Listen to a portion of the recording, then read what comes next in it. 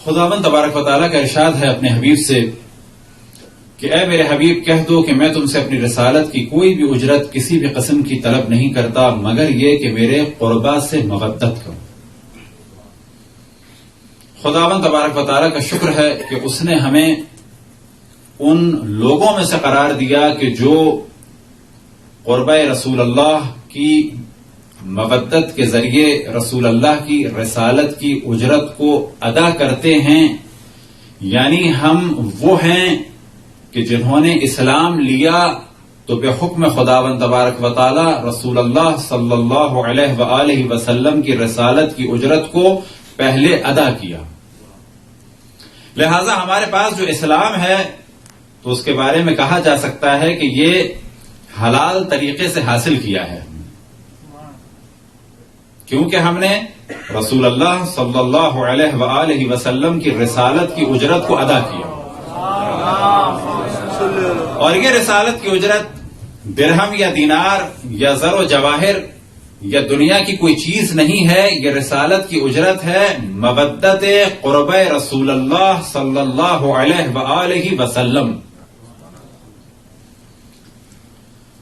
تو یہ تو تھا ترجمہ اس آیے کریمہ کا، اس آیے شریفہ کا کہ جسے سرنامہ کلام قرار دیا۔ رسول اللہ نے صلی اللہ علیہ وآلہ وسلم نے ارشاد فرمایا کہ قتل حسین میں مومنین کے قلوب کے لیے ایک ایسی حرارت اور ایک ایسا جوش ہے جو کبھی بھی سرد نہیں ہوگا۔ یہ جو آج تمام دنیا میں امام حسین علیہ الصلاۃ والسلام کے لیے تیاریاں شروع ہو چکی ہیں، اور یہ تیاریاں اس حد تک ہیں کہ دنیا کے بہت سے خطوں میں مومنین تیار ہیں کہ ہمیں اس مودت قربہ کے جرم میں اور خصوصاً عزاداری امام حسین کے جرم میں قتل بھی کیا جا سکتا ہے۔ یہ نتیجہ ہے امام حسین کے اس خون مقدس کا کہ جس کے لیے اشرف الانبیاء نے فرمایا ان فی قتل حسین لحرارۃ فی قلوب المؤمنین لا تبردوا، کہ قتل حسین میں مومنین کے قلوب کے لیے ایک ایسا جوش ہے جو کبھی بھی ٹھنڈا نہیں ہوگا۔ جب امام حسین علیہ الصلاۃ والسلام مدینے سے نکلے تو اپنا ایک وصیت نامہ اپنے بھائی جناب محمد ابن حنفیہ کو دیا۔ اب تک تدریجاً خطبے میں ہم نے جس آیے شریفہ کو سرنامہ کلام قرار دیا اور جو روایت اشرف الانبیاء سے پڑھی ان کے ترجمے آپ کے سامنے اختصار کے ساتھ پیش کیے، اب وہ جملہ امام حسین علیہ الصلوۃ والسلام کا کہ جو آپ نے اپنے وصیت نامے میں لکھا تھا،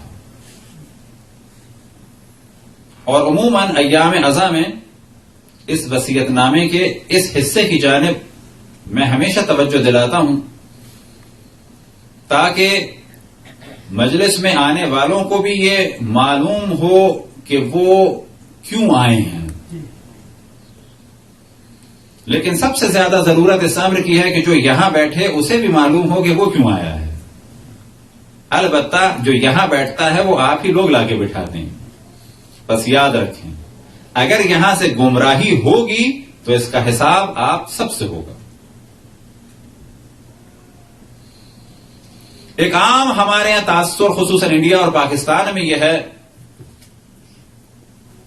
کہ جی مجلس عزا میں اصلاح کی باتیں اور امر بالمعروف یہ مناسب نہیں عمل، لہذا آپ کو تعجب ہوگا کہ بہت ساری دنیا بھر کی امام بارگاہوں میں اسلامک سینٹرز میں علماء اور خطبہ کی اور ذاکرین کی سیریز دیکھی جاتی ہیں، اور اس نیت سے دیکھی جاتی ہیں کہیں ایسا تو نہیں کہ یہ امر بالمعروف کرتے ہوں، کہیں ایسا تو نہیں کہ یہ واعظ و نصیحت کرتے ہوں۔ اب آپ تصور کریں کہ اس قسم کے افراد یا اس قسم کے ادارے امام حسین علیہ الصلوۃ والسلام کے ہدف سے کتنا دور ہیں۔ تھوڑا سا فاصلہ نہیں ہے، پورا 180 ڈگری کا فاصلہ ہے. کیونکہ جب امام حسین علیہ السلام مدینے سے نکل رہے تھے تو اپنا وصیت نامہ اپنے بھائی جناب محمد ابن حنفیہ، یہ حنفیہ ان کی والدہ کا لقب تھا، لہذا بعض جگہ تاریخ میں جناب محمد ابن علی اور بعض دفعہ زیادہ مشہور ہے محمد ابن حنفیہ، اور بعض جگہ انہیں کہا جاتا ہے محمد اکبر، کیونکہ مولا امیر المومنین کے اور بھی فرزند تھے جن کا نام تھا محمد، ان میں سے یہ بڑے تھے محمد اکبر.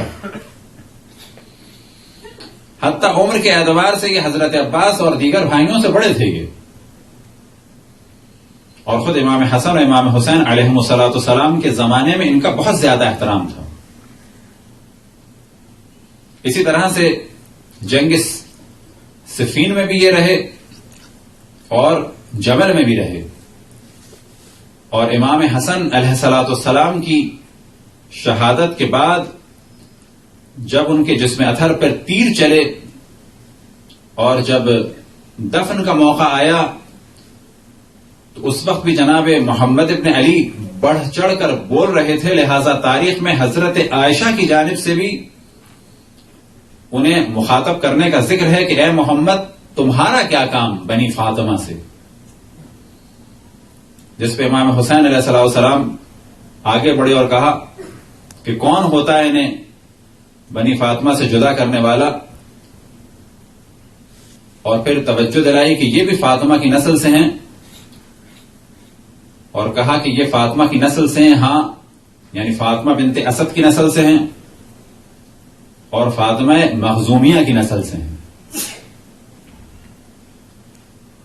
تو امام حسین علیہ السلام نے بھی اپنا وصیت نامہ جناب محمد ابن حنفیہ کے حوالے کیا، اور اس وصیت نامے میں توجہ دلائی کہ کیوں مدینے سے نکل رہے ہیں اور ہدف کیا ہے. اگر یہ وصیت نامہ ہمارے انڈیا پاکستان میں انویلپ سے باہر آ جاتا تو آج ممبر امام حسین کا یہ حال نہ ہوتا کہ بڑے آرام سے کہا جاتا ہے کہ ممبر امر بالمعروف کی جگہ نہیں ہے. امام فرماتے ہیں انی لم اخرج اشرا ولا بطرا ولا مفسدا ولا ظالما، کہ میں اکڑ، تکبر، فساد یا ظلم کے لیے مدینے سے نہیں نکلا. انما خرجت، میں صرف اور صرف نکلا ہوں کس لیے؟ لطلب اصلاح فی امت جدی رسول اللہ، میں صرف اور صرف نکلا ہوں اپنے جد رسول اللہ کی امت کی اصلاح کے لیے. یہ نمبر 1. اب یا تو یہ تصور کریں کہ 5 ہدف تھے امام حسین کے، یا یہ تصور کریں کہ ہدف تو ایک تھا لیکن اس ہدف تک پہنچنے کے لیے 4 طریقے تھے یا 4 چیزیں تھیں اس ہدف تک پہنچنے کے لیے. بس یہ بھی کہا جا سکتا ہے کہ امام حسین علیہ السلام کے 5 ہدف تھے، اور یہ بھی کہا جا سکتا ہے کہ امام حسین علیہ السلام کا ہدف ایک تھا اور اس ہدف کو حاصل کرنے کے لیے 4 چیزیں تھیں. لہذا فرماتے ہیں انما خرجت لطلب اصلاح فی امت جدی رسول اللہ، میں صرف اور صرف اپنے جد رسول اللہ کی امت کی اصلاح کے لیے نکلا ہوں. لیکن آج ہمارے یہاں بعض جگہ گفتگو ہوتی ہے کہ مجلس کو اصلاح کی جگہ ہے. اب آپ تصور کریں کہ اگر مجلس اصلاح کی جگہ نہیں ہے تو پھر کون سی اصلاح کی جگہ ہوگی؟ بس ہدف اول اصلاح امت امام حسین. اريد ان آمر بالمعروف، میں چاہتا ہوں کہ امر بالمعروف کروں، وانہی عن المنکر، میں چاہتا ہوں کہ نہیں عن المنکر کروں.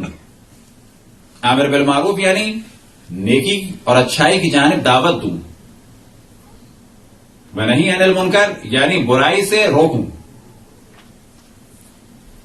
بس امام حسین مدینے سے کیوں نکلے؟ اس کا ایک ہدف کیا تھا؟ اريد ان آمر بالمعروف، میں چاہتا ہوں کہ امر بالمعروف کروں، وانہی عن المنکر، میں چاہتا ہوں کہ نہیں عن المنکر کروں. واصیر بسیرت جدی رسول اللہ و ابی علی ابن ابی طالب، اور میں چاہتا ہوں کہ اپنے جد رسول اللہ اور اپنے والد علی ابن ابی طالب کی سیرت پر عمل کروں. صلوات پڑھیں بر محمد و آل محمد. اب یہ 5 ہدف تھے، یا یہ کہ ہدف ایک تھا اصلاح امت، اور اصلاح امت کا دار و مدار ہے کس پہ؟ امر بالمعروف نہیں عن المنکر، سیرت رسول اللہ اور سیرت مولا امیر المومنین پر. سیرت مولا امیر المومنین سے کیا مراد؟ کہ یہاں پر امام حسین نے کلیئر کر دیا کہ بعد رسول اللہ صلی اللہ علیہ وآلہ وسلم ہمارے لیے جو حجت ہے وہ سیرت مولا امیر المومنین ہے، اور سیرت مولا امیر المومنین سے مراد یعنی سیرت ائمہ اثنا عشر، یعنی 12 ائمہ کی سیرت. بس اصلاح کیسے ملے گی؟ امر بالمعروف نہی عن المنکر. امر بالمعروف اور نہی عن المنکر کے بیسس کیا ہونے چاہیے؟ سیرت رسول اللہ اور سیرت مولا امیر المومنین علیہم الصلاۃ والسلام. اب اتفاق سے ہم نے اپنی ویب سائٹ میں بھی اس وصیت نامے کے حصے کو وال پیپر کے طور پہ جو ہے وہ اپلوڈ کیا ہوا ہے، اور اتفاق سے ہمارے ذہن میں بھی تھا کہ اس کو بنوا کے لا کے دیں، جہاں بھی جائیں امام بارگاہ میں دیں. تو بعض دفعہ ہم یہی کہتے ہیں جب امام بارگاہ بنے تو اگر اس کے باہر واقعی یہ لکھا ہو کہ امام حسین علیہ السلام نے فرمایا کہ میں صرف اور صرف مدینہ سے نکلا ہوں کس چیز کے لیے؟ اصلاح امت کے لیے، تاکہ پتہ چلے کہ امام بارگاہ جو ذکر امام حسین کے لیے جگہ بنی ہے تو امام حسین کا ہدف کیا تھا. امام حسین کا ہدف تھا اصلاح امت، امر بالمعروف نہی عن المنکر، سیرت رسول اللہ اور سیرت مولا امیر المومنین. اور حقیقت یہ ہے کہ یہ وصیت نامہ اتنا زیادہ مظلوم ہے کہ عموماً مومنین اس وصیت نامے کے بارے میں نہیں جانتے. اور یہ وصیت نامہ ہم تقریباً ہر پہلی مجلس میں جانے توجہ دلاتے ہیں کہ یہاں بھی لکھا ہونا چاہیے پیچھے، تاکہ ادھر بیٹھنے والوں کو پتا چلے کہ یہ محفل کس کی ہے اور ان کا ہدف کیا تھا. اور یہی وصیت نامہ ایک سامنے بھی لگنا چاہیے تاکہ ادھر بیٹھے ہوئے شخص کو بھی پتا ہو کہ وہ کس کا ذکر کر رہا ہے اور جن کا ذکر کر رہا ہے ان کا ہدف کیا تھا.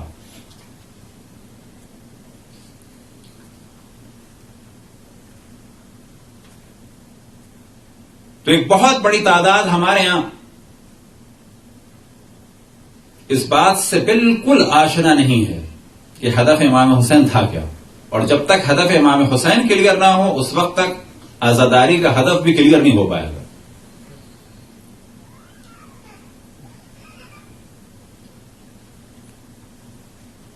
محرم سے پہلے یعنی آج اور محرم کے بعد یعنی تقریباً 9 ربیع الاول کو ایک حساب لگانا چاہیے. بس آج سے ایک حساب کتاب شروع کیا جائے. وہ یہ کہ دیکھا جائے کہ آج اس وقت تک اس دین کے بارے میں کہ جس دین کے لیے امام حسین علیہ السلام نے اپنے آپ کو قربان کیا، بس سوال کیا جائے کہ امام حسین نے اپنے آپ کو قربان کیا، جواب ملے گا ہاں. کس چیز کے لیے؟ دین کو بچانے کے لیے. دین کس کے لیے بچایا؟ بچا، ہاں بچا. کس کے لیے بچایا؟ گھوڑوں کے لیے، گدھوں کے لیے، جنگل کے جانوروں کے لیے دین بچایا. جواب ملے گا انسانوں کے لیے. بس اس دین کا ہم کیا کریں؟ ایک خوبصورت سا پینڈولم بنائیں، سونے کا اور چاندی کا اور مثال کے طور پہ پلیٹینم کا یا وائٹ گولڈ کا، اس میں خوب ڈائمنڈ وائمنڈ لگوا کے اس میں دین لکھ دیں اور اس دین کو اپنے سینے سے لگا لیں. اس لیے بچایا تھا؟ جواب ملے گا نہیں. اس دین پر عمل کریں. بس اگر کوئی کہتا ہے کہ دین پر عمل نہیں ہو سکتا تو وہ انڈائریکٹ وے میں یہ کہنا چاہتا ہے کہ جس دین کے لیے امام حسین نے اپنے آپ کو قربان کیا وہ معاذ اللہ بیکار چیز تھی، پریکٹیکل کے قابل نہیں تھی. وہ امام حسین علیہ السلام نے اپنا سب کچھ قربان کر دیا، معاذ اللہ اس چیز کے پیچھے کے جو کام کی نہیں ہے.